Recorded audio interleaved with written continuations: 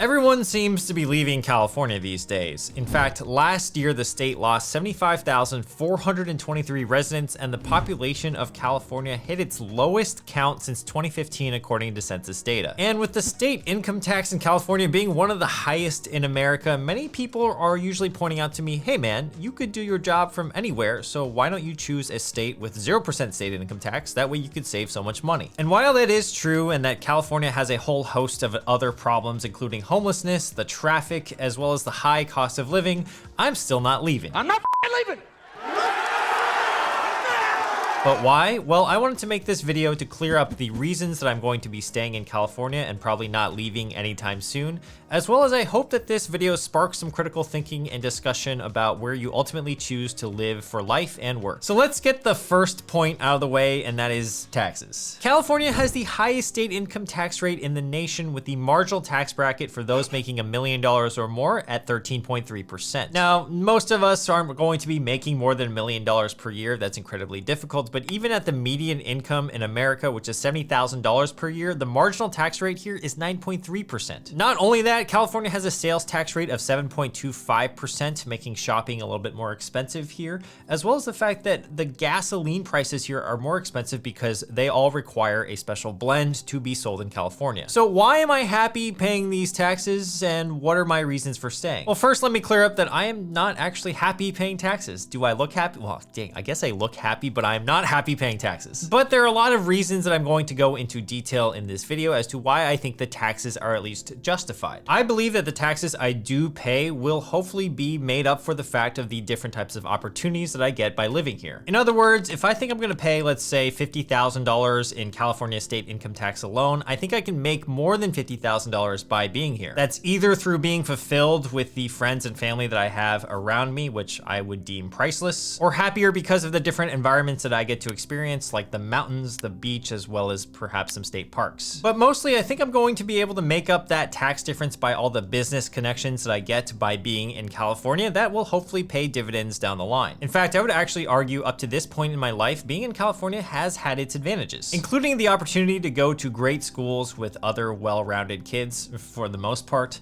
also getting a competitive job within the tech scene here, and inspiring entrepreneurship within me from a young age. Now, I definitely acknowledge that leaving the state would ultimately save me a lot of money, and it's something that I'm going to have to constantly reevaluate, especially as my income starts to pick up more and more. If it starts to get to a point where it's increasingly meaningful to actually move states just because of the state income tax, then I might actually have to really seriously consider it. So for example, let's say, I don't know, let's say I was making 10 million bucks a year and I'm paying $1 million in state income tax. Well then, yes, I might have to actually reconsider where I live, but how realistic is that? I mean, I know YouTubers make a really great salary, but unless you're someone like Mr. Beast making hundreds of millions of dollars, that probably won't even register in my life. So for the foreseeable future, I don't see myself leaving the state just to save on income taxes, especially because there are some other factors leading me to stay in California, including number one, the fact that my family and my friends are all here. Family is an important part of my life, and my parents are both on the elderly side these days, with my mom turning 73 this year and my dad turning 93. I know that's pretty crazy. Because of this, I want to spend as much time as I possibly can with them while they're still healthy and they're still able to. There's this popular graph that I've seen on the internet about how much time we spend with our family as we age. When you're young, before the age of 20, you're gonna be seeing your family quite a lot because you're all under the same roof. And let's say you might see your mom or dad for 5 or 6 hours every day after school, and probably all day on the weekends as well. The cumulative time that you actually spend with your parents when you were younger could be in the hundreds of hours or thousands of hours per year. However, once you pass the age of 20, that time dramatically plummets, especially as you get into your 30s and you might actually start your own family. You might not actually see your family that often. You might see them a few times out of the year, or if you live somewhere that's very far away from where they currently live, you might only see them during the holidays. And that's incredibly depressing to me, for lack of a better word. We go from spending, let's say, hundreds or thousands of hours with our parents every single year to maybe at best 50 hours per year. So proximity to family is a big reason why I like to stay in California and be here while they are still here. Now, friends is another important factor of why I want to stay in the Bay Area and California, because I've lived here most most of my life, a lot of my relationships are from my younger childhood years, and I believe that they've actually started to compound quite a lot. The high school that I went to had 60 kids per graduating class, and so therefore I got to really know a lot of the upperclassmen above me and also many of the grades below me. That school was also known for having a really tight-knit community, and my closest friends to this day are usually, most of them are from that high school. Many of them I've known for more than half of my life now, which is crazy to say, and I've even set up a couple that went to my high school,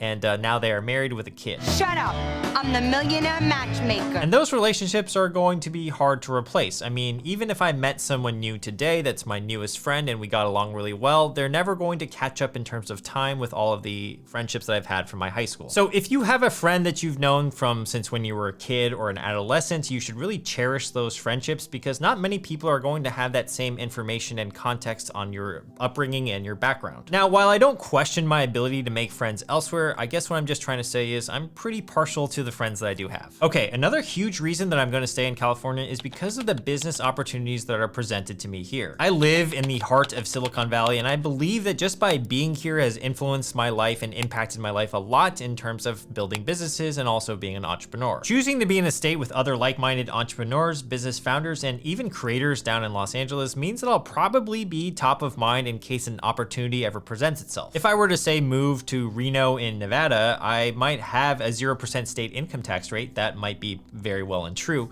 However, would I still have the same connections by being there? I can't say 100% for sure, but I'm gonna go with probably not. According to Naval Ravikant, one of my favorite thinkers in Silicon Valley, where you choose to live is an insanely important decision that impacts a lot of the rest of your life. So let's take a listen. Where you choose to live, crazy important. It determines who you're probably going to spend time with, the colleagues, lovers, and friends. It determines probably are you going to spend more time earning? It probably determines your health in terms of how good is the environment, do you exercise, and what are the people around you, how to inspire you. It determines the quality of your food, because the local food supply chain is based on are you close to farms or are you more in an industrial urban environment?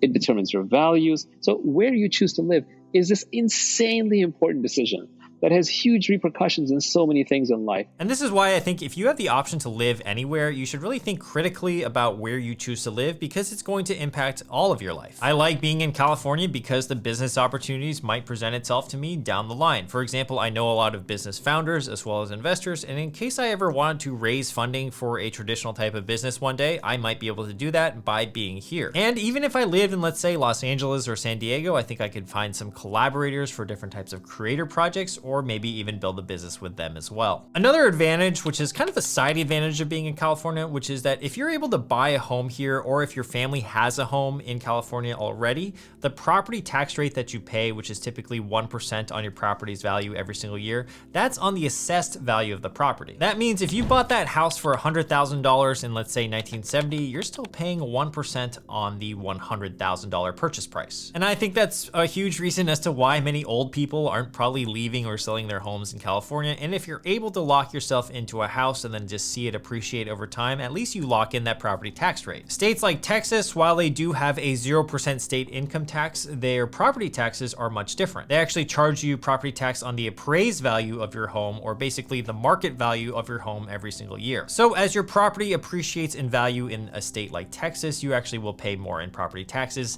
And another state that does this, New York. So that's just another side advantage of being in California. Although it's not exclusive to California, there are some other states that assess you property taxes based on your assessed value as well. Let's talk about the cons of living in California now, and some counterpoints to my own arguments. So first con is that the cost of living in California is extremely high. So many people are willing to pay a premium to live in California, where the weather is good, the food is diverse, you have access to the beach, the mountains, as well as state parks and the desert. However, it does get expensive, and one of the biggest costs in California is the cost of housing. There's a desperate need for more affordable housing within the cities of California. I feel like anytime you're trying to look at a new place to buy within one of these cities, it starts at like $1 million for a starter home. And 95% of people that are trying to buy a home in these cities are not going to be able to afford it, just because of how outrageous the prices are. So what are they going to do? They're forced to rent, and renting in California is not so cheap either. I've been renting for a while now, and while I did want to buy a home this year, I still think think my money is better spent just renting while renting is cheap and while I'm waiting for the interest rates to come down. While I don't have an easy fix for affordable housing in general, I do think that the government could do a better job in trying to approve more affordable housing developments or offering a tax incentive for those developers that want to build affordable housing. And that brings me to my next point, which is that homelessness is another factor that many people will cite for wanting to leave California. And yeah, it's a problem because California is home to the nation's largest number of homeless people with, quote, 181,399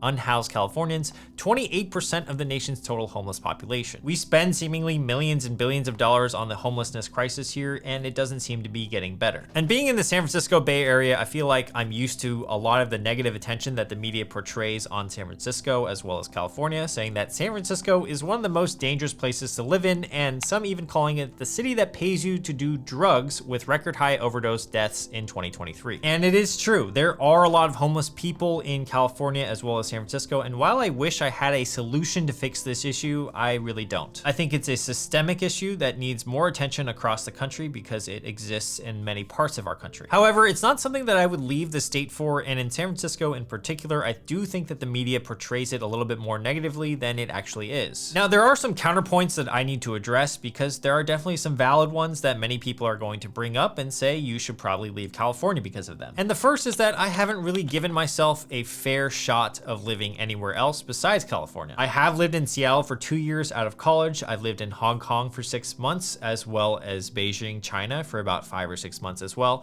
But I've never really lived in another place within the United States where I've had to pay taxes. And this could be definitely a blind spot of my current situation and my current mindset, and I definitely acknowledge that. But every time I visit another place within the entire country, let's say I stay there for a week or two, usually I just kind of revert back to, well, I just want to go home to California. The weather always seems to be better at home, the food seems to be more diverse, and of course all my family and friends are here. I do think there could be some great opportunities as a creator to live in a creator hub city like New York, Austin, or even Miami. But at the end of the day, I still think it would be a few years of ramping up those relationships, especially those business connections. And that's just not really something that I'm willing to put the time in or make the effort for at my age. Another counterpoint or compromise that people often bring to me is that, well, why don't you live in another state with 0% state income tax for 6 months and 1 day so that you can qualify for the state residence and then just live the rest of the time in California? And honestly, I have thought about this. There could be a world or a reality where maybe I'm making so much money that definitely starts to make sense. But overall, I just don't think it's worth the hassle of living in another place. Like, what happens if one day I have a family and some kids? Would I want to live somewhere else for 6 months out of the year just for monetary reasons? I don't think so. I guess the overarching theme of this video is that just because something saves you money doesn't mean that you have to do it. If you believe your money is worth certain experiences, connections, or even opportunities, then maybe that's where your money is best spent, because at the end of the day, you don't take it with you. I hope that you enjoyed this video. It's a little bit different than my other ones, but I would love to hear your comments about whether I should stay in California or not. If you'd like to learn more about me, I'm gonna leave my video about why I'm single here on the screen right here. I hope to see you guys in that video. It's a pretty vulnerable video, and as of today, April 9th, I still am single. I'll see you guys in that video or another video on this channel, and thank you for being here. All right, peace.